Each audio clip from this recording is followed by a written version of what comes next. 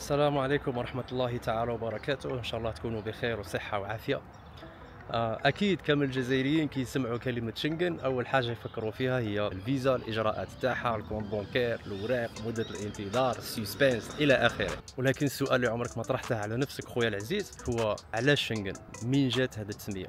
شنغن هي مدينة صغيرة في جنوب دولة لاكسمبورغ، وعدد سكانها ما يفوتش 500 نسمة. دوار، قرية، فيلاج، سميها كيما بغيت. هاد القرية هذه متواجدة مع الحدود في ألمانيا وفرنسا. راكم تشوفوني نتمشى، هنا تنتهي لوكسمبورغ. هذا نهر الموزل، قرينا عليه في التاريخ والجغرافيا. هذيك لهيه ألمانيا، مدينة اسمها بيرل.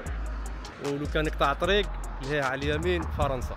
راني واقف في حدود تفصل ما بين ثلاث بلدان وراني نهضر، ما كان لا شرطي لا كنترول لا أي شيء. في 14 جوان 1985 تلاقاو ممثلي 5 دول أوروبية هنا في مدينة شنغن، اللي هي فرنسا، ألمانيا، هولندا، بلجيكا ولوكسمبورغ.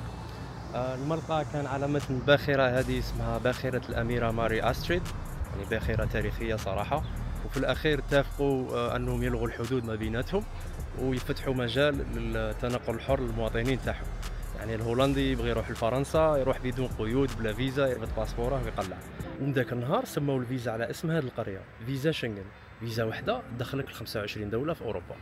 هذه القريه تقريبا ما فيها والو، ما فيها لا مؤسسات كبيره لا وزارات لا برلمان، ولكن معروفه عالميا، وملايين السياح يجي يشوفوها من كل البلاد. الخطره الجايه كي تسمع فيها كلمه شنغن ما تخممش غير في الفيزا والتيالات والمشاكل، خمم في هذه القريه هذه. قرية شنغن قرية صغيرة اللي تحقق فيها وتجسد فيها حلم 25 دولة أوروبية، ألا وهو أوروبا بلا حدود.